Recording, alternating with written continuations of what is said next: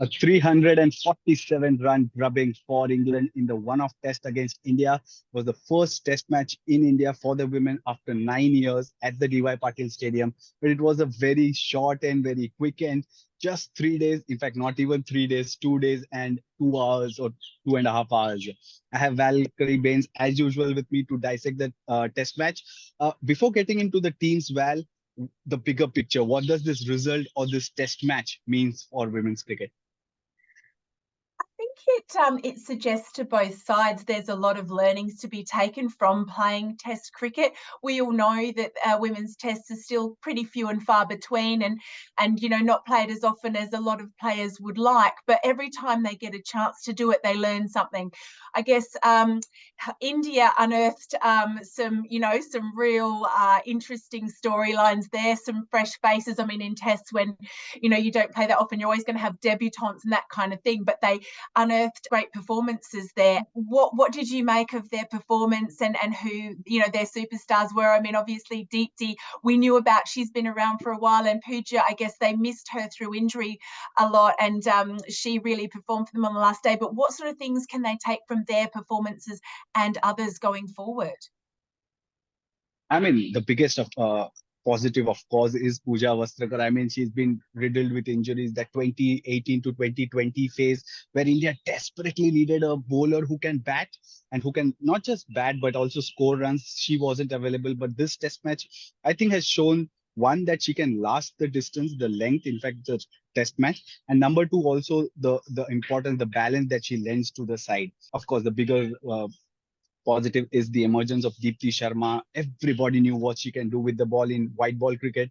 In red ball cricket also, she controlled England the last time they played in 2021, but 9 wickets. I mean, that pitch didn't look like the way it played till she came on with the ball, and her 9 wickets meant that England really had no route to escape even in the second innings. Apart from that, those 4 half centurions, it almost seemed as if it was a 60s show on. Nobody wanted to go into the 70s or the hundreds in that test match. But Heather Knight said that England's are unlikely to face these extreme conditions in white ball cricket. Val, a lot of shortcomings for them. What's wrong with England? Yeah, that's a very good point, in that, they're not going to be on a pitch that can deteriorate. But bear in mind, we were only 2.5 hours into the third day. So, in a one-day World Cup, they're still going to face conditions that are much different to what they face in England. So a few things there. We mentioned facing spin, which we've sort of talked about, and they did bring a small group out to train in Mumbai back in October, sort of with this series, but more importantly, those World Cups down the line, given the time frame. Only one of the players in the Test 11 was part of that small group. So they were only going to see very limited, if any, effects of that first. But John Lewis, the head coach, had sort of said he just wants to get them thinking about the conditions. And so any information gathering that those players can then take back, work on over the winter, leading into what's coming next year, will be of value. We're just not going to see the results of that just now.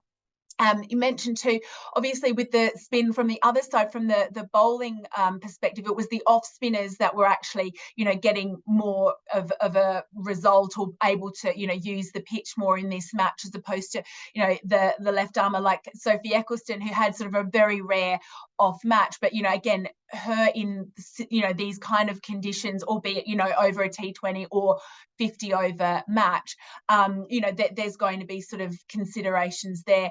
And then also too, their bowlers, they're used to bowling seam or searching for swing over here, and that didn't work over there. So they're going to have to come up with ways to combat that. Like Pooja Vastrakar, I mean, she was able to get ones to nip back. She was able to get movement. She was able to get ones to hold their line, and had the batters thinking and hopping all the time. So it's little things like that that they're going to, I think, need to work on, but it is going to be a longer term thing.